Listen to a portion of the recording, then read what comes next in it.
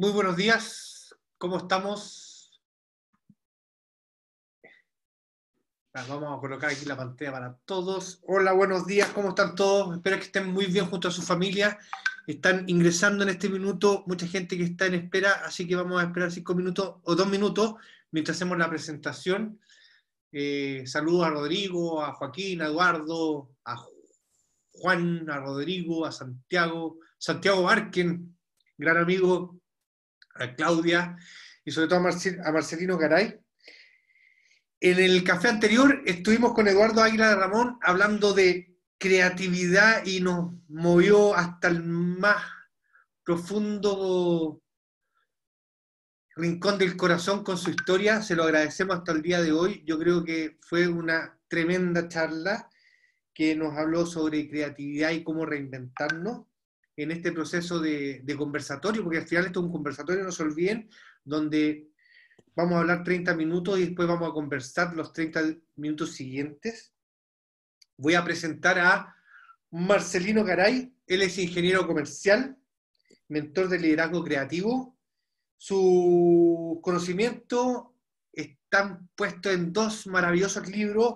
Uno se llama Liderazgo Real y el otro Liderazgo Creativo.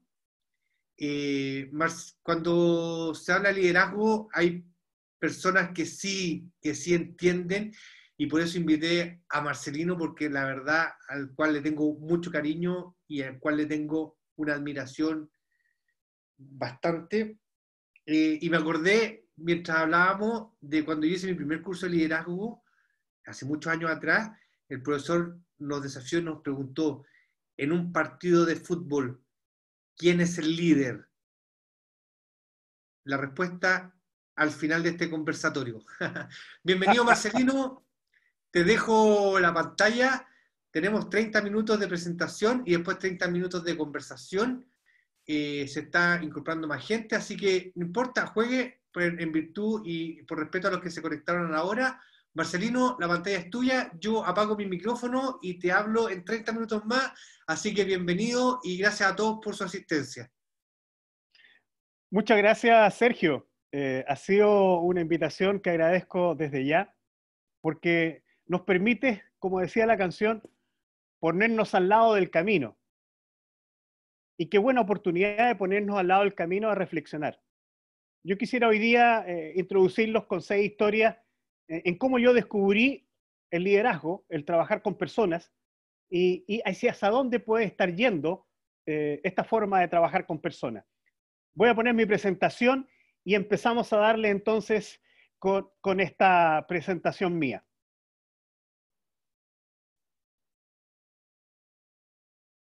¿Se ve? ¿Cierto? Muy bien. Primero que nada, aclarar lo siguiente. Soy una persona que tiene vocación de ampolleta. ¿Sí? No se sorprendan. Tengo cara de hombre, pero mi vocación es ser ampolleta. Porque las ampolletas alumbran. Alumbran donde son puestas. Hoy día estoy aquí y quizás, ojalá, pueda cumplir ese propósito de ser ampolleta, de alumbrar el camino a otro. Hoy día no pretendo mostrar respuestas, sino convicciones personales que pueden ayudar, que pueden orientar, que pueden aclarar el camino a otro. La charla le hemos llamado arqueología vivencial, de cómo yo descubrí en mi vida el liderazgo. Y voy a contarles 6 historias que pudiesen, para ser ustedes graciosas, las va a llevar efectivamente por un camino en el tiempo. Y vamos a partir con la primera. ¿Cómo decidí yo trabajar con personas? Esa es una pregunta que yo me hacía. ¿Por qué? ¿Por qué decidí trabajar con personas y no con cosas, ni con objetos, ni con símbolos? ¿Por qué las personas a mí me movieron a dedicarme a ellas? Esta foto me lleva a mis 14 años. En mis 14 años era muy típico que la entretención mayor que había para nosotros era el fútbol. Bastaba una pelota de plástico, y algunos de ustedes pueden haberlo ocupado, 3 o 4 amigos y estaba la pichanga lista. 2 para 2, 3 para 3, uno para allá, otro para acá, y estaba. Y eso podía durarnos horas, hasta que una voz, con mayor autoridad, No decía, vengan a almorzar, o vengan a tomar once, o vengan a cenar. En ese tiempo me incorporé a la directiva de la rama infantil y juvenil de un club ya formado, el Club Deportivo Colonia El Peral en Puente Alto. Era un club ya con renombre, con trayectoria de adultos. Yo con 14 años estaba muy feliz porque asumí el rol de secretario de actas. Recuerden que en ese tiempo era típico en las organizaciones definir el presidente, el secretario y el tesorero. Yo era el secretario, aquel que convocaba las reuniones, aquel que hacía las actas y podía al inicio de la próxima reunión decir cuáles eran los acuerdos. Tanto me entusiasmaba jugar como estar ahí haciendo posible que los niños que estaban incorporándose a esta rama jugaran. Y me acuerdo particularmente de una ocasión en que fuimos a jugar a Santa Rita de Pirque. Arrendamos una micro se llamaba en ese tiempo, y ya era vieja para esa época. Y si se acuerdan ustedes, los que anduvieron en micro, siempre decía capacidad 44 asientos. No, íbamos más de 70 personas arriba. Cuando llegamos al lugar, nos dimos cuenta de una de las cosas que ya sabíamos. Teníamos niños para hacer 2 equipos. Y era increíble cuando uno le pasaba la camiseta a uno de esos niños. Los ojos se le encendían. Era la oportunidad de jugar. Eso a mí me llenó de mucha satisfacción. Ese paso por esa organización me llevó a uno de mis primeros aprendizajes. Dirigir con y para las personas trae enormes satisfacciones. Y pongo con y para, porque algunos dicen dirigir a través de personas o lograr a través de personas. Cuando me encuentro con aquellos que dicen yo he logrado a través de las personas, me suena un poquito que a las personas sean un medio y no un fin. Y por eso que defiendo esta frase, defiendo este aprendizaje, porque trabajar con las personas y para las personas es quizás la finalidad de toda actividad humana. Este es mi primer aprendizaje. Y vamos a la segunda. Ya estoy en los 16 años. También arqueología. Era el tiempo de música libre en TVN, 18 horas. Marcó a mucha juventud, a muchos adolescentes como yo. Era el tiempo en que uno conversaba de fútbol. Era el tiempo de Pelé. Era el tiempo de Eusebio. Vayan a Google, Eusebio, Portugal. Eran los 2 grandes mitos en fútbol. Era muy típico que se juntaba uno en las esquinas a conversar con amigos. Horas conversábamos de todo tipo. Una ocasión, con 3 amigos más, 16 años, se nos ocurrió hacer una biblioteca escolar. Una biblioteca escolar que se inició al inicio, recopilamos todos los libros que teníamos en desuso y los llevamos a una pieza que nos cedió la Junta de Vecinos. A los meses ya teníamos un comodato con la Biblioteca Nacional en que nos proveyó de 1.500 libros. Y esto corrió la voz, porque era inédito, que jóvenes, adolescentes, estuvieran impulsando el uso del libro, la lectura. Y es así, por ejemplo, que la alcaldesa delegada, ojo, vayan también a la historia, alcaldesa delegada de Puente Alto, siempre preguntaran, ¿y dónde están los jóvenes que hicieron la biblioteca? Pero ahí no va el principal aprendizaje. El principal aprendizaje era que costaba que hubiesen los turnos, que se cumplieran los turnos de atención, que la biblioteca cumpliera la finalidad. Éramos jóvenes y éramos voluntarios. Había también que absorber los gastos operacionales de la biblioteca. Eso fue un tremendo esfuerzo. Y aquí llega el segundo aprendizaje mío con respecto a trabajar con personas. Dirigir personas requiere esfuerzo y disciplina.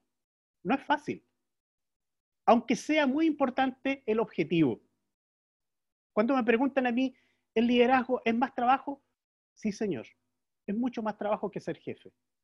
Es mucho más. Es mucho más. Tienes que preocuparte de mucho más. Porque no tienes que solamente preocuparte de la tarea, sino que también tienes que preocuparte de la persona que está haciendo la tarea. Y ambos aspectos son importantes. Tienes que involucrarte. Requiere mucho esfuerzo, requiere disciplina. Este fue mi segundo aprendizaje con respecto a trabajar con personas. Si ustedes ven, empecé a unir los puntos y cuando llegó el momento de decidir qué iba a estudiar, me fue relativamente fácil descubrir que ingeniería comercial era mi carrera. La única dificultad era dónde. Y ahí llega una de las decisiones más de conveniencia, porque mi papá estaba trabajando en el Hospital Juan Noé en Arica. Y por tanto me fui a la Universidad del Norte C de Arica, aquella que quedaba en 18 de septiembre en Arica. Hoy día es la Universidad de Tarapacá. Aquí estudié. En la Universidad del Norte C de Arica, Ingeniería Comercial. 75 alumnos en el primer año. Bueno, estaba en mi salsa. Al tercer año fui secretario de comunicación de la Federación de Estudiantes. Al cuarto año llegué a ser presidente del Centro Alumno de Ingeniería Comercial, de mi carrera. Y era típico, era costumbre, que el Centro de Alumnos siempre publicara un boletín de sus actividades. Uno de esos boletines, estoy hablando del año 78, estoy hablando del año 77, uno de esos boletines publicó la Declaración Internacional de los Derechos del Hombre, los derechos humanos. Me significó, y aquí otra palabra de arqueología, que el rector delegado, que era un capitán de ejército, me llamara a su oficina y me espetara inmediatamente al entrar a su oficina: tú eres socialista, me dijo. Y lo que se me ocurrió fue decirle: no, yo soy más bien humanista, no socialista. Con el tiempo comprendí que esa conversación tendría sus consecuencias. Cuando egresé, el jefe de carrera de Ingeniería Comercial tenía dos becas para estudiar un magíster en finanzas en la Universidad Católica, todo pagado. Era el sueño del pibe. Regresaba a Santiago, pero regresaba además con una beca para estudiar un posgrado. Al correr de la semana, me llama el jefe de carrera y me dice: lamentablemente retiraron una de las dos becas. Con el tiempo comprendí que ciertas decisiones traen consecuencias, y esa era la consecuencia de esa conversación que tuve con ese rector. Y aquí viene quizás uno de los aprendizajes más importantes en el ejercicio del liderazgo. Dirigir personas es cosa de carácter, no de conveniencia. Hay que respetar y ser leal con un conjunto de principios y valores, de aquellos que se declaran. Y hay que hacerse cargo de las consecuencias de ellas. Hoy día se han hecho estudios y los que son dirigidos valoran mucho más que la competencia técnica, valoran la consecuencia de quienes dirigen. Hoy día lo que está roto es la credibilidad. Se dice y se hace otra cosa. Este es el aprendizaje quizás nuclear que me permitió a mí forjar el carácter y convencerme de que a veces no se logran los objetivos, pero sí se mantienen los propósitos, sí se mantienen los principios. Aquí, si alguien quiere ir a un ejemplo concreto, preciso, la vida de Ernest Shackleton, la Odisea del Endurance, es clara cuenta de este gran aprendizaje. A veces el logro del objetivo no debe confundirte y transar en aquello que para ti es valioso y que forma tu definición existencial. Bueno, me vine de Arica con un título en la mano, ingeniero comercial, el mundo se me abría, era el tiempo de los Chicago Boys, y obviamente yo era uno de ellos, y pensé, con todo este bagaje, había sido un buen alumno, yo iba a ser un buen jefe, tenía los conocimientos y era cuestión de darme la oportunidad. Entré a trabajar en febrero de 1982 a la Corporación Nacional Forestal. Arqueología. Era el tiempo del PEM y del POJ. El PIB de Chile había bajado en un 15% y la fuerza laboral en un 30% estaba en cesantía. El PEM, Programa Especial de Empleo, y el POJ, Programa Ocupacional para Jefes de Hogar. Yo entré por un programa especial de forestación que tenía CONAF, ingresé a ser jefe de finanzas de la región metropolitana. Algunos años después, me ascendieron a jefe de departamento de Administración y Finanzas de la quinta región, la segunda región más importante en lo forestal y en los incendios forestales, y por eso la foto de acá. Luego llegué a la Tesorería General de Finanzas a nivel nacional y terminé mi carrera siendo jefe de finanzas a nivel nacional de CONAF. ¿Qué aprendí ahí? Traté de hacer muchos cambios. Traté de separarme del paradigma de que en la administración pública no se pueden hacer cambios. Algunos de ellos, incluso después de abandonar la organización, se recordaban de esos impulsos de generar, por ejemplo, estudios de percepción o de elasticidad precio de los de entrada a parque, de los precios de entrada a parque. Era una locura para los tiempos que estábamos corriendo. Pero ¿dónde puse la vista y dónde me empezó a hacer algo de ruido esto de ser quizás un buen jefe, pero no lograr lo que lograban otros? Y personifico en este señor, Carlos Peña. Carlos Peña en esa época era solo guardaparque. Hoy día es el administrador de la Reserva Nacional Río Clarillo. Carlos siempre me sorprendió. Siempre una buena disposición. Siempre me entusiasmaba su pasión con la cual defendía el medio ambiente. Este señor respira, piensa, siente, habla medio ambiente. Este señor tiene una sensibilidad tremenda. Siempre que se le pedía, Carlos, fíjate que va una autoridad, ¿tú puedes ayudarlo? ¿Puedes tú hacerle un tour por el sendero interpretativo? Sí, yo estoy disponible. ¿Y tú podrías contarle esos poemas que tú tienes? Por supuesto. Este señor, yo decía, ¿cómo da todo eso? ¿Cómo da tanto? ¿Cómo llega más? ¿Y por qué mi gente de finanzas yo no logro hacer eso? ¿Por qué yo no logro el kilómetro extra? Y aquí viene uno de mis aprendizajes en que empecé a desengañarme de que todo estaba en el conocimiento, de que todo estaba en la capacidad o en el título. La autoridad formal no logra el kilómetro extra. En el mejor de los casos, si tú eres un jefe legítimo, logra cumplimiento, pero no logra el compromiso de ir más allá. Y eso a mí me hacía ruido, porque finalmente me había preparado para hacer cosas interesantes, importantes. Pero como yo estaba en ese rol, con esa forma de trabajar con las personas, no estaba logrando esa milla extra que sí Carlos Peña, me mostraba. Y entré entonces en la duda. Yo creo que debo aprender algo, decía. Afortunadamente se dieron las condiciones para que yo pudiese estudiar y lograr aprender o hacer un link con una palabrita que surgió ahí, liderazgo. Ya no era dirigir personas desde la jefatura, liderazgo. Y podríamos hacer un link con el liderazgo de la tercera revolución industrial. Era el tiempo de la era de la información. La tecnología, la información iba muy fuerte. Por lo tanto, era el momento de subirse a esta ola de tecnología, de aumento del conocimiento. Y entré a estudiar el MBA de la Católica. En el MBA de la Católica me gustó un ramo en particular, fundamento de liderazgo. Y ese ramo lo impartía Rodrigo Jordán. Sí, el mismo que fue a Everest 2 veces. Y al término del curso, yo le digo, Rodrigo, me gustaría ser tu ayudante. Encantado.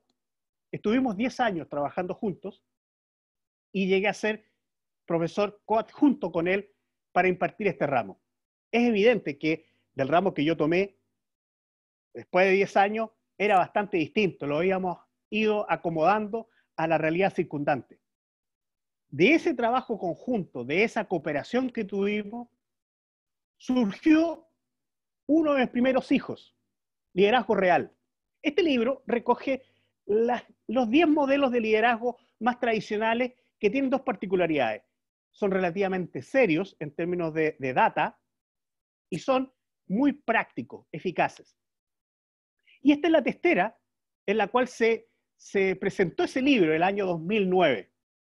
Fíjense, Sergio Vitar, ministro de Obras Públicas en esa oportunidad. Bruno Filippi, presidente de Sofofa. Felipe Larraín, en ese tiempo profesor de la Escuela de Economía de la Católica. Atrás está Rodrigo, está el editor de Pearson y estoy yo. Y si se dan cuenta, por el uniforme, jugué en primera. ¿Ah? Jugué en primera.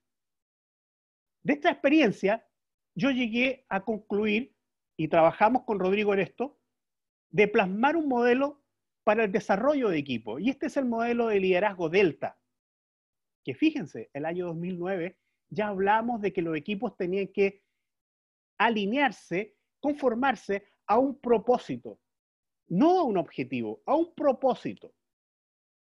Y decíamos que en este triángulo había que mirar a las personas en 3 dimensiones, no solamente las habilidades técnicas, que es habitualmente por la cual se contrata a la gente.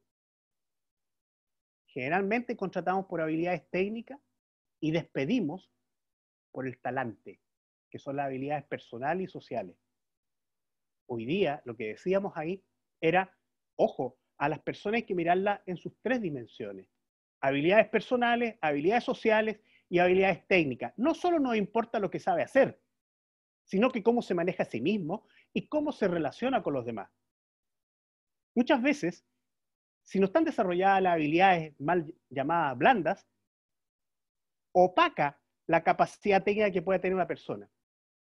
Y al final, en la base, decíamos, si un equipo quiere estar cohesionado y quiere manejar adecuadamente el conflicto, tiene que compartir una serie de valores que a la base generen este contexto de contención. El conflicto contenido, el conflicto regulado dentro de este espacio de valores que permite. Este es uno de los elementos que nosotros creamos desde la experiencia, tanto de la docencia como de la montaña, y que están plasmados en ese libro. ¿Cuál es finalmente la lección que saqué de acá? Que dirigir personas es más persuasión que orden y control, como lo planteaban los jefes. Cuando yo estaba en CONAF, era más orden y control. Pero cuando ya logré entender esto, era más bien persuasión. La persona tenía que querer hacer la tarea. No era obligarlo, no imponer la acción desde afuera hacia adentro, sino que la persona lograra compartir conmigo, ya sea el propósito o ya sea que la misma tarea le llenara de satisfacción. Pero el rol protagónico del ejercicio del liderazgo está depositado en el líder.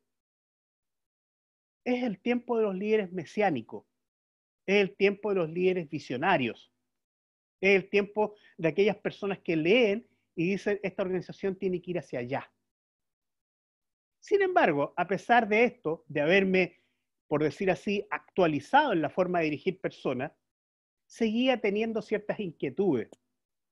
Seguía observando que las organizaciones tardaban mucho en adaptarse a los cambios.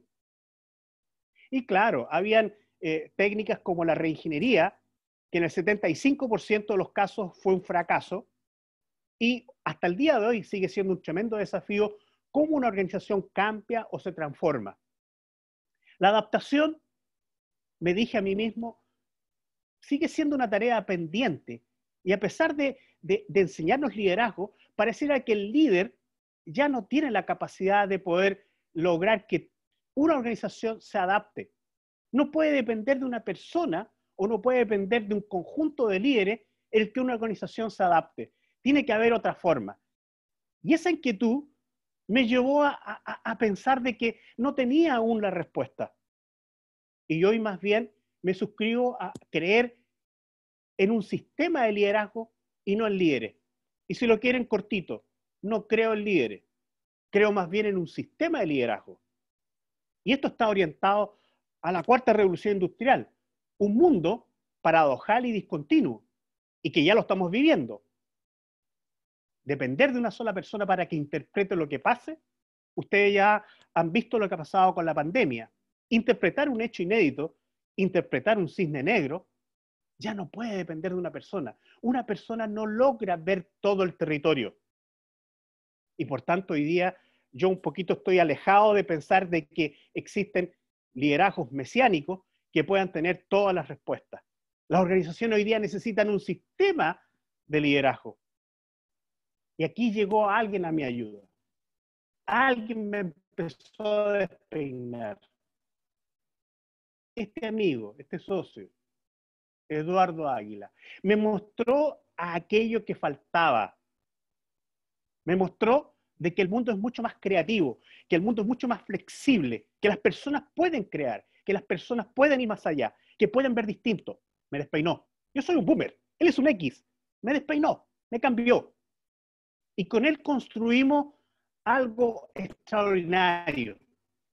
Este libro, Liderazgo Creativo, que ustedes ya vieron la vez pasada, que a nosotros nos tiene muy entusiasmados porque fue un producto de mucho compañerismo, de mucha generosidad y de cruce intergeneracional y de carreras, de disciplinas distintas. ¿Qué logramos plantear aquí? Logramos que la adaptabilidad de las organizaciones ya no dependía de una persona, sino que dependía de poder conjugar creatividad, innovación y liderazgo. En palabras de Eduardo, la innovación es hija de la creatividad. Si hay buenas ideas, hay buena innovación. Y si hay innovación, hay prototipos. Pero los prototipos hay que encarnarlos en la organización y para ello requieren liderazgo.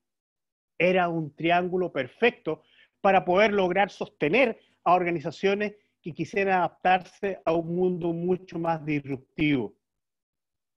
Hacia acá estoy yendo, en creer que esto es un sistema en realidad.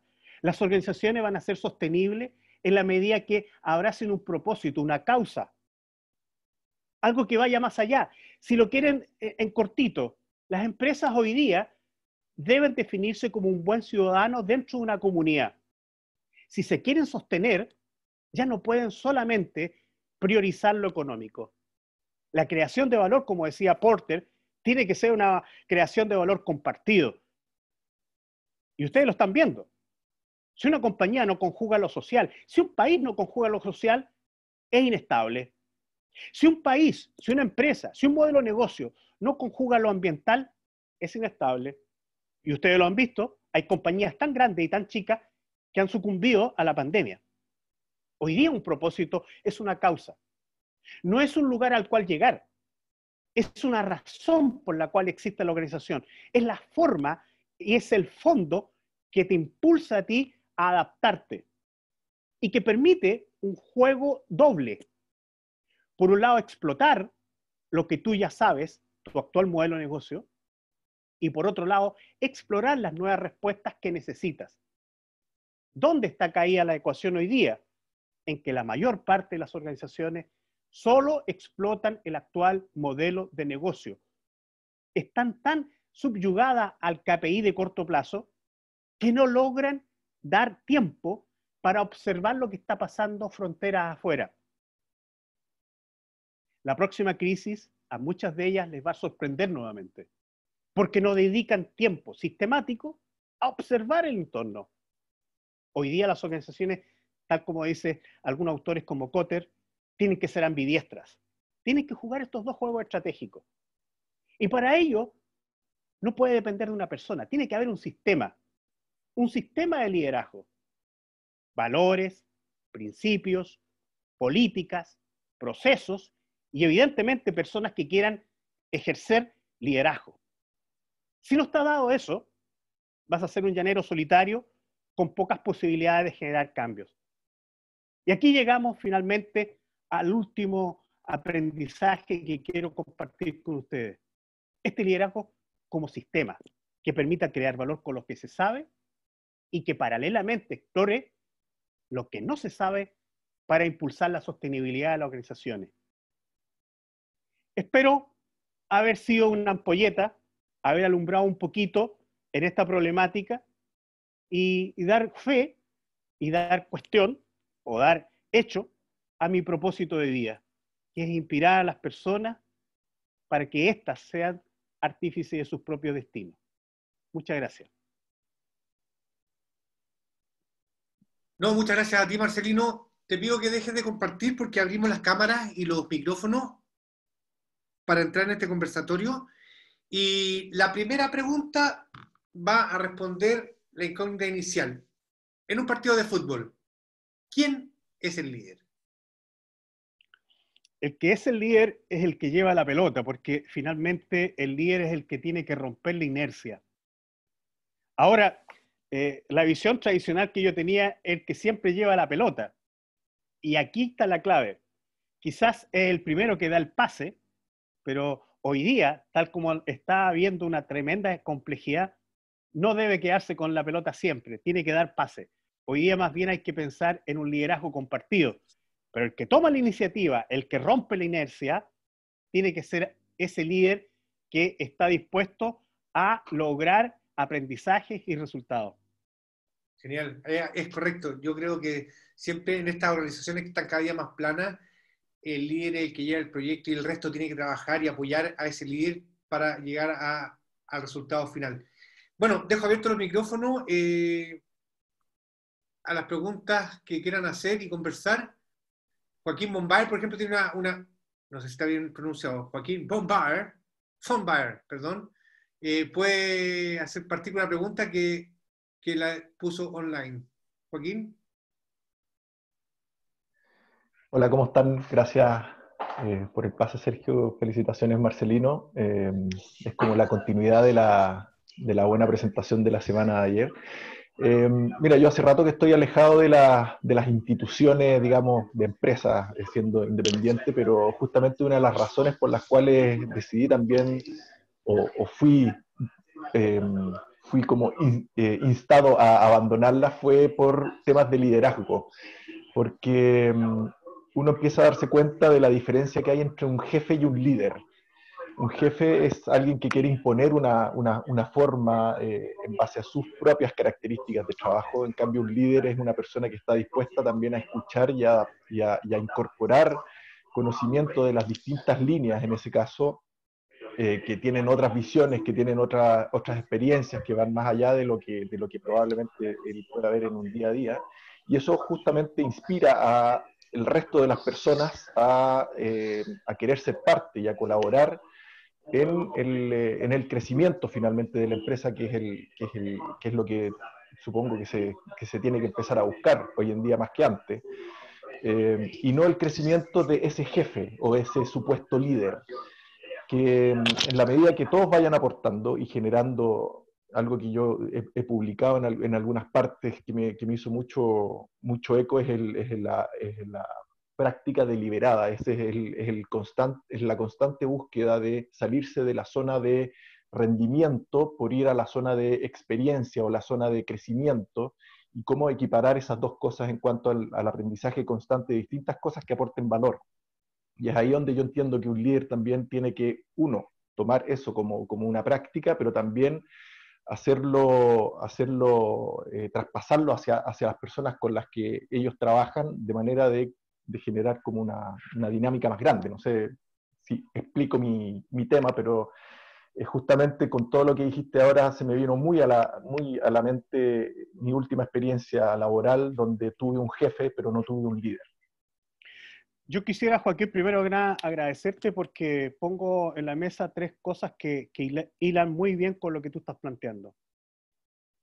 El ego es el principal factor de descarrilamiento de buenas carreras profesionales. Y ustedes lo están viendo. El ego metió la cola por varios de los presidentes que tenemos y que ustedes están viendo. La arrogancia, decía Peter Drucker, es el peor defecto que uno puede tener. Porque cuando el ego se empieza a tomar tus decisiones, anulas a los demás. Pero cuando anulas a los demás, anulas la posibilidad de hacer cosas. Porque las personas se van a refugiar en lo mínimo que puedan hacer. Eso es lo primero. Yo coincido contigo. Muchos líderes con ego terminan siendo jefes y quizás malos jefes. La segunda, el tiempo está tan complicado que hoy día hay que construir respuestas. Las respuestas ya no están. Antes uno ascendía en las organizaciones porque es el que más sabía. Pero hoy día la respuesta hay que construirla. En un mundo disruptivo, discontinuo, paradojal, hoy día es necesario construir la respuesta. ¿Y cómo se construyen? Colaborativamente. ¿Y cómo logro sacar el conocimiento intrínseco del otro? Lo logro sacar si genero un ambiente de seguridad psicológica, si hay un ambiente de reconocimiento, si hay un ambiente de apoyo, Porque si yo me apropio de las otras ideas, esa no es la forma de poder lograr construir respuestas con otros. Entonces, hoy día se requiere un liderazgo mucho más distribuido, más compartido. Y las dos tareas del líder, y aquí he hecho un hincapié, las dos tareas del líder, históricamente al líder se le ha pedido asegurar resultados, que es lo típico que también se le pide al jefe, asegura resultados. Si los líderes tienen que lograr resultados. El problema es que la cuarta revolución industrial nos está trayendo consigo también la necesidad de que asegure aprendizajes, porque está en los aprendizajes la adaptabilidad. Asegurar resultados son el primer libro mío, Liderazgo Real. Ahí está la forma como nosotros hemos inventado a través del liderazgo asegurar resultados. Pero ¿cómo aseguras aprendizajes? Los aprendizajes son, por ejemplo, culturalmente, todavía cuesta mucho lograr que el fracaso sea una fuente de aprendizaje. Y quiero irte más allá todavía. Estamos educados y formados para el pensamiento convergente en todas las carreras. Y por eso que la intervención de Eduardo en mi vida, aquí en lo personal, en lo cerebral, me abrió. Porque yo como ingeniero comercial estaba seteado para asegurar resultados. Pensamiento convergente. La palabra clave era alinear. Y mientras más alineada una organización, mucho más eficiente.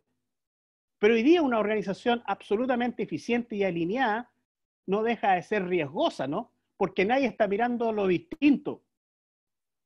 Pero una persona que está acostumbrada al pensamiento convergente estará preparada cerebralmente para también impulsar el pensamiento divergente.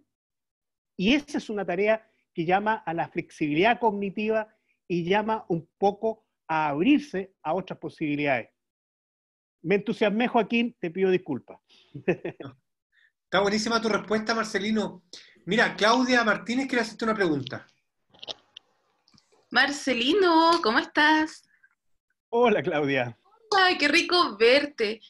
Han pasado muchos años que no nos hemos visto en vivo y qué rico verte, aunque sea hoy día por cámara.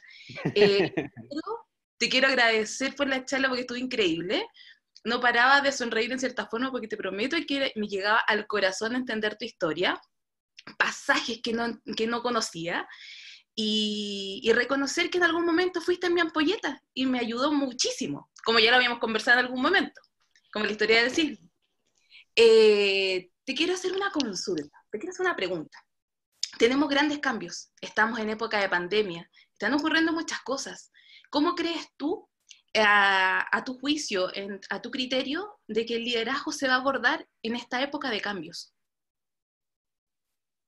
Mira, lo primero, Claudia, es que en una época de crisis vas a ser muy relevante, primero que nada, el liderazgo personal.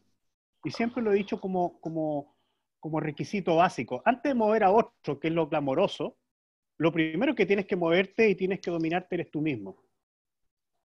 Y en una crisis es la oportunidad de darle significado a lo que está pasando. Y por tanto yo te diría, en un periodo como el actual, es importante primero afirmar este liderazgo personal. ¿Y en qué nos vamos a defender? Yo siempre lo planteo como la metáfora de veletas o faros. El faro siempre alumbra al norte verdadero. Y ese faro para nosotros debería ser un propósito personal. Lo primero entonces en una crisis es aclarar y alinearnos, conciliarnos con nuestro propósito personal. Yo voy a seguir siendo ampolleta, Claudia, con pandemia y sin pandemia. Eso es lo primero. Lo segundo, en las crisis hay que trabajar colaborativamente. Fíjate que incluso en los terremotos, y disculpen la comparación que voy a tomar, los animales se juntan. Porque juntos el temor como que disminuye, la percepción de temor disminuye. En un periodo como este, claramente hay que trabajar colaborativamente y generar los espacios de confianza. Fíjate que se está usando mucho el teletrabajo y hay muchos jefes que dicen, oye, tengo mayor productividad. ¿Por qué? Porque antes hacía 3 reuniones diarias y ahora hago 5 por Zoom. Pero ¿te has preguntado cómo está tu colaborador? ¿Te has preguntado si está percibiendo temor? Hoy día está claro, instalado en los equipos de trabajo, dos temores: el ser contagiado y perder la pega. ¿De qué productividad me estás hablando? ¿Estás hipotecando la productividad futura? Fíjate que ayer conversaba con una empresa, con un equipo de una empresa minera, y me decían, qué bueno que hayas logrado impulsar y facilitar diálogos en que nos permitan decir cómo estamos, cómo nos sentimos. Porque eso hoy día también está siendo relevante. Entonces, si tú me dices, en crisis, ¿cómo hay que hacerlo? Primero, afirmando bien tu propósito, darle significado a lo que estás haciendo. La pregunta que yo te ofrezco ahí, Claudia, es cómo quiero ser recordado en esta época. Porque en esta época de crisis, como decía Isabel Allende, se ven los tiranos y se ven los héroes. ¿Qué quieres ser? ¿Tirano o héroe? Si quiero ser héroe, obviamente tienes un desafío ético de que primero también tienes que contener a tu gente. Si tu gente está presa del temor, olvídate de la productividad. Preocúpate de tu gente. Yo creo que precisamente las crisis llaman a que hay que conciliar bastante mejor las personas y las metas. De verdad, estoy completamente de acuerdo contigo, Marcelino. Gracias por la respuesta. Muchas gracias, Marcelino. Perdón, Claudia. Muchas gracias. Oye, Gracias. Carola Concha quería hacerte una pregunta también. Tiene la mano arriba levantada. Hola, ¿qué tal? Hola, Hola, Sergio. Carmen. Marcelino, ¿qué tal? Un gusto saludarte. Lo que pasa es que justo respondiste mi pregunta porque, bueno, la tenía anotadita aquí. Era el que si para liderar a otros tengo que ser un buen líder primero en mi vida, que lo contestaste recién, y en razón a lo que está pasando hoy día, que creo que liderar debe ser súper... ¿qué pensáis tú de los liderazgos hoy día políticos? Hoy día que, no sé, por lo menos a mí me pasa que como que me hace falta un líder. Yo no estoy de acuerdo con las marchas, me carga, prefiero siempre proponer. Y no es bonito decirlo, no es algo que a mucha gente le guste, pero, pero creo que ahí nos falta un líder, como para salir a protestar y destruir, que a mí no me gusta, independiente que las marchas algunas tengan razón y tengan un porqué, pero creo que ahí falta un liderazgo y quizás no existen, no queremos tomar nadie el rol, porque vivimos exigiendo como los políticos que lo hagan y capaz que seamos nosotros mismos, no yo digo, pero quizás otras personas que tengan que prepararse para hacer esos liderazgos, tomarlos. Más que esperar que alguien sea súper líder y todos estemos diciendo, oye, hay que hacer esto, pero nadie lo hace, nadie toma las riendas. ¿Qué piensas sobre estos liderazgos que nacen desde la política o que necesitamos como ciudadanos? Mira, había un filósofo chileno, no chileno, es español, que trabaja en Chile, que decía que lamentablemente nos hemos rendido al dominio o al predominio de los especialistas. Y el tiempo actual no es de especialistas. El tiempo actual es bastante más complejo y siempre fue complejo. Por lo tanto, se requiere más filosofía que ingeniería. Eso es lo primero. Estamos muy fragmentados, Carola.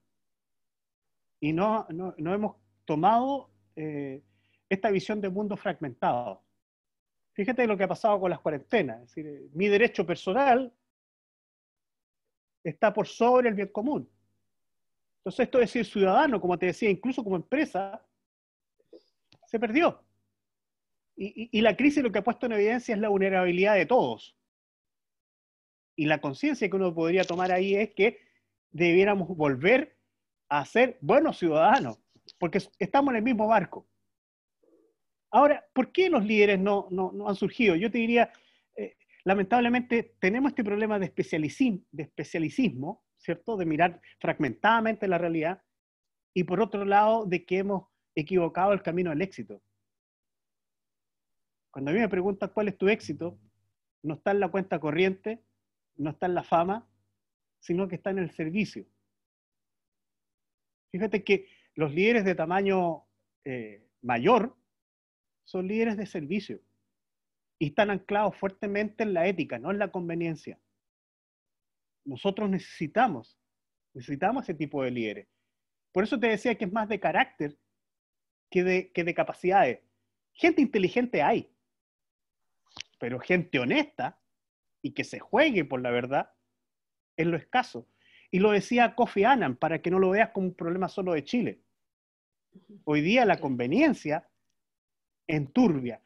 Y esa conveniencia es desatar nuestro ego, es poner el éxito en cosas que no son tan fundamentales. Yo creo que eso tiene que ver. Yo siempre cuando hablo de Mandela digo, soy un hincha de Mandela.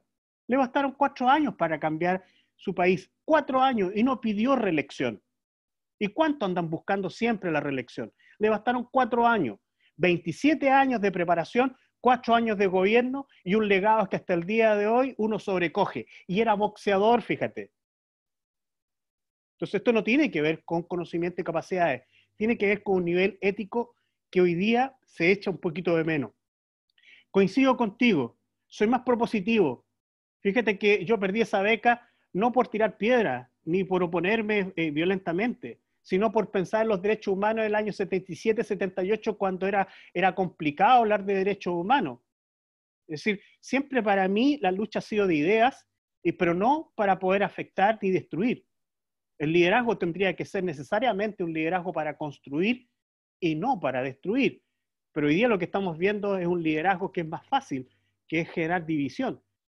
Porque hay muchos líderes que tratan de predominar en la fragmentación. Y lamentablemente no hemos comprado el modelito de la fragmentación, tanto en los conocimientos como en esta falta de sentido de bien común. Muchas gracias.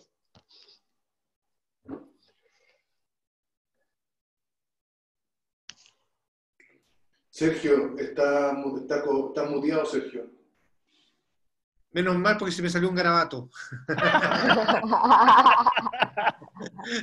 Oye, Jacqueline, quiero hacerte una pregunta y complementando un poco lo que tú estabas diciendo, básicamente, si uno no tiene claro el propósito, no va para ningún lado. Ese es básicamente un temazo. Jacqueline, Díselo. cuéntanos. Hola Marcelino, ¿cómo estás? Hola Jackie. Oye, Hola, Marcelo Jackie. tiene puras fans, eso está muy bueno. Mi Marcelino ya no es solo una ampolleta, para mí es como de estos faros de estadio, como un faro Sí. gigante, ¿no? A la ampolleta le queda muy chica. Gracias por tu cariño. Y de él hecho es mi ampolleta o faro en este minuto. Y una pregunta, yo creo que en esta época de coronavirus, en que todos hemos tenido de manera forzada todo este tiempo y este espacio para analizarnos, yo creo que va desde personal hasta empresa. Yo creo que más de alguna persona, alguna compañía está revisando su propósito y a veces hay gente que lo tiene disperso o no lo tiene claro o no lo tiene. ¿Hay alguna edad como para volver a replantearse el propósito si estaba errado y cuál es la etapa más difícil de la construcción de este propósito? Porque yo, como tú dices, hay que hacer una arqueología, hay que hacer una historia para atrás para esto y no todos estamos dispuestos a hacerla. Mira, la vida siempre te está dando invitaciones a irte para adentro y reflexionarte. Hay que estar atento a eso. Muchas veces las crisis personales, familiares, las pérdidas, los duelos, los tomamos como un dolor, pero no le buscamos el significado. Y estos productos, lo conversábamos, de que estamos muy orientados hacia el hacer y no hacia la reflexión de nuestro ser. Ese es un problema cultural importante, meter la reflexión como parte de nuestro equipaje diario. El propósito, ¿cuándo puede ser dramático descubrirlo? Quizás cuando estés ya al final de tu vida. Y ahí darte cuenta de que el propósito hay que descubrirlo, es imperativo, nadie lo va a hacer por ti, y darte cuenta en ese minuto de que has vivido una vida que no es la vida que tú tenías que vivir, que tenías que entregar. Porque uno tiene que descubrir si esa ampolleta es ampolleta. Y yo logré ese significado, ese sentido. Y todo lo que hago lo tiño con eso. Entonces, mientras antes uno se haga esta pregunta, o mientras antes se dé la posibilidad de reflexionarse, mucho mejor, vas a estar más integrado. Fíjate que las crisis, la que estamos viviendo, zarandea mucho más fuerte a aquellos que no están centrados en un propósito personal. a aquellos que están confundidos, a aquellos que están decepcionados, porque quieren salir, porque quieren estar con otros y quieren volver a la vida normal, es porque a veces huyen de lo que está dentro de ellos. Cuando uno está unificado en cuál es el propósito de su vida, da lo mismo el medio. Lo planteamos con la siguiente metáfora con Eduardo. El propósito es la tabla. El tipo de ola es el hacer. Tu ser tiene que ser siempre inmutable, estar ahí, tu posición existencial. Lo que adecuas es el hacer. Eso es lo que se adecua. Y eso es lo que navega con la sinuosidad de las olas. Y lo más difícil de construir este propósito, y también lo pienso hacia las empresas, yo creo que muchas empresas también les obligó a plantearse la construcción de este propósito, más que las metas o los objetivos que tú estás diciendo. A nivel corporativo, ¿cómo se puede llevar esto a cabo? Es que esto está hace rato siendo desafiado. Esto de que las empresas solamente deben generar utilidades para los accionistas, yo creo que es un modelo que ya está obsoleto. ¿Por qué? Porque hay una cosa bien pragmática, no es sostenible una organización que solamente privilegia o maximiza la economía.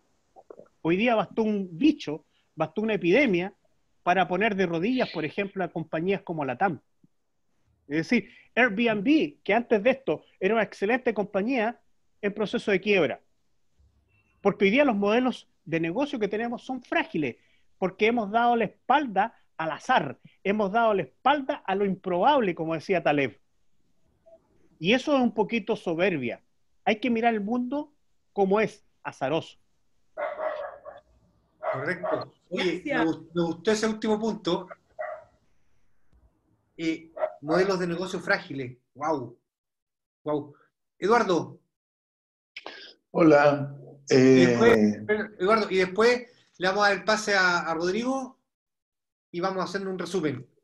Okay. Ya, mira, sí, yo tengo una pregunta súper concreta. Quiero saber tu opinión nomás. Entre tener un propósito, poder llevarlo a cabo, con liderazgo, etcétera, con la relación de ser una buena o mala persona. Y si tú crees que hay alguna relación entre ser una buena o mala persona y este líder con propósito. Y si llegara a creerlo, la pregunta que viene hoy es, ¿cuáles son las variables críticas que tú crees que hay que tener para lograr ser esa buena persona que pueda con un propósito concreto hacer un liderazgo? Yo te diría que están unidos, es decir, el propósito nunca es servirse de él, el propósito siempre es contribuir a otro.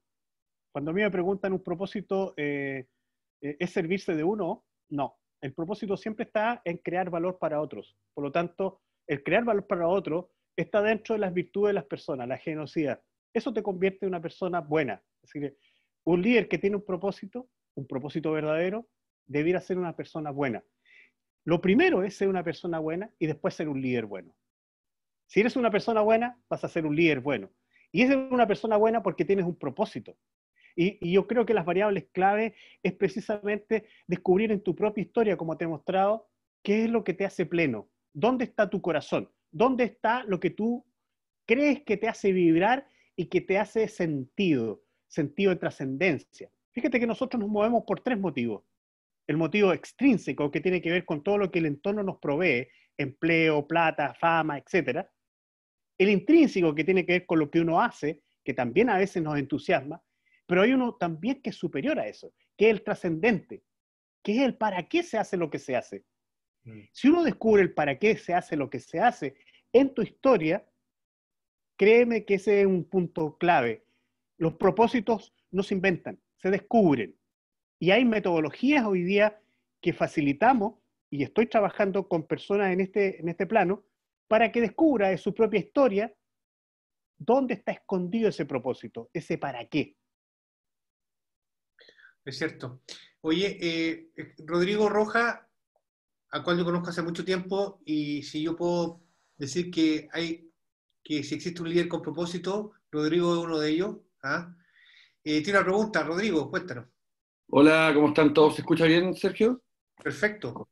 Oye, mira, la verdad es que más que una pregunta, porque ya han contestado algunas, quisiera acotar algo. Yo creo que uno, no sé si comparten conmigo, pero una de las cosas que falta hoy día es la perspicacia. Los líderes sin perspicacia no se dan cuenta de lo que está pasando en el entorno. Yo lo que no logro entender es por qué llegamos a un octubre del año pasado sin que nadie se diera cuenta que venía algo. Eso como que cuesta un poco entenderlo. Que significa que realmente no tenemos líderes efectivos. Y lo otro es la prudencia, que es cuando tomas medidas con mesura. Entonces, yo me gustaría dejar planteado eso, que nos llama la atención cómo no hubo nadie de ningún sector político, social, que se haya dado cuenta de lo que venía, y si se dio cuenta, cómo no puedo aglutinar algo para poder, a ver, eso para mí es liderazgo efectivo. No sé si estoy bien. Solo para agregar un pequeño hincapié, concuerdo contigo, sobre todo en la prudencia. La prudencia es ver los impactos de tus decisiones en largo plazo. Estamos muy centrados en el corto plazo y estamos muy seguros de lo que sabemos. Yo lo planteo de la siguiente forma, con respecto a la perspicacia. Hoy día lo más importante es lo que no sabes. Y para eso se requiere humildad para abrirse a lo que sabe otro. Y eso también forma parte de lo que Jim Collins descubrió. Los grandes líderes, una de sus dos características es la humildad. La humildad permite el trabajo en equipo. La humildad significa abrirse a la posibilidad de que otro pueda tener la razón. Y hoy día yo te insisto, Rodrigo, y qué bueno que pongas el tema. Hemos inflado mucho el ego. Y eso oculta la perspicacia y oculta la prudencia. Creemos tener la respuesta y somos imprudentes. Creemos saberlo todo y somos poco perspicaces. El ego ha metido la cola muy fuerte, amigo. Es cierto. Oye, también respondiendo un poco a la pregunta de Rodrigo, quiero compartir un pedazo del libro que escribiste con Eduardo, que es una teoría que se llama la teoría del castillo medieval. Uh-huh. Que básicamente invita a salir de las cúpulas e ir y mirar dónde están pasando las cosas. Y creo que ahí nace un buen líder, cuando está en el entorno de ver dónde están pasando las cosas y poder solucionarlas o poder cooperar junto con lo que está pasando. Saltar de este río que nos protege e ir donde realmente las cosas suceden. Yo creo que ahí hay algo. Alguien dijo, el líder... Sergio del Pino creo que dijo, el líder es el último que come, y estoy completamente de acuerdo. Y más que el último que come, sino el que tiene claras cuáles son las prioridades. ¿Ah? Y de ahí nace todo un entorno. Y también un poco el líder tiene que tener un tema de imanes, de poder con su ejemplo demostrar que las cosas se pueden hacer. ¿Ah? Liderar con el ejemplo es difícil, pero hay que hacerlo. ¿Ah? Eso. Marcelino, mira, me llegó por interno una felicitación y supe que junto con Eduardo presentaron un proyecto que fue aprobado, así que pronto tenemos el último de tus libros que se llama, yo sé que es una idea, pero a lo mejor voy a pecar con el nombre y después lo voy a cambiar, pero tu propuesta personal para la nueva normalidad, me encanta porque creo que va para allá. ¿Cuál es nuestra propuesta personal? Que es más o menos lo que dijo Carola y lo que dijo Jacqueline. ¿Cuál es al final nuestra propuesta para salir adelante y hacer cosas entretenidas? Marcelino, te voy a dar las gracias por compartir tu experiencia, por darnos esta visión. Y en 2 minutos siempre terminamos con que nos desafíes con algo.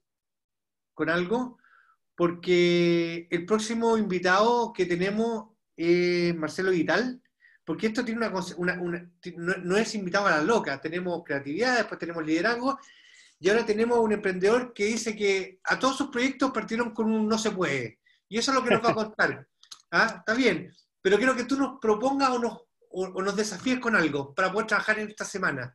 Así muy que bien. Tienes tus últimos 5 minutos para despedirte, para dejarnos tus datos, para desafiarnos y agradecer a todo el público, a todos los que participaron. Muchas gracias. Así que, Marcelino, te dejo tu micrófono y yo apago el mío para siempre y nos vamos a ver el próximo jueves. Que estés muy bien. Gracias. Gracias, Sergio. Primero, el desafío que voy a proponer parte del siguiente contexto. Para mí, el liderazgo, si no hay vínculo de confianza, no existe liderazgo. En ese contexto, yo te invito a que crees un vínculo de confianza. Entonces, tú conoces a alguien al cual tú le puedes aportar, le puedes hacer mejor la vida, ya sea en el hacer o en el acompañar. Entonces yo lo que te pido es lo siguiente: acércate a esa persona con nombre y apellido, conócela, compréndela. Y esto de comprender no significa que estoy de acuerdo, sino que significa decodificar de cómo piensa, qué es lo que lo motiva, y descubre cómo puedes apoyarlo. Conoce, comprende, apoya a alguien que a ti te diga, creo que le puedo aportar. Ese es el paso número 1 para ejercer liderazgo, que es crear un vínculo de confianza. Hagan este desafío y creo que les va a ir muy bien. Yo nuevamente agradecerte, Sergio, esta posibilidad de ser una ampolleta en el día de hoy, y ojalá, espero haber aportado algunas luces a algunos. Para algunos puedo tener poco guataje, pero está bien. pero, No, la idea es ser honesto. Esta ha sido mi vida y por de pronto muy agradecido. Que tengan una excelente jornada. Se agradece mucho, gracias a todos, los espero el próximo jueves, y gracias a Congress Pro por el apoyo constante en estas transmisiones, y nos vemos el próximo jueves en el Café Virtual, donde el tema será: todos mis negocios comienzan con un no se puede, de Marcelo Guital.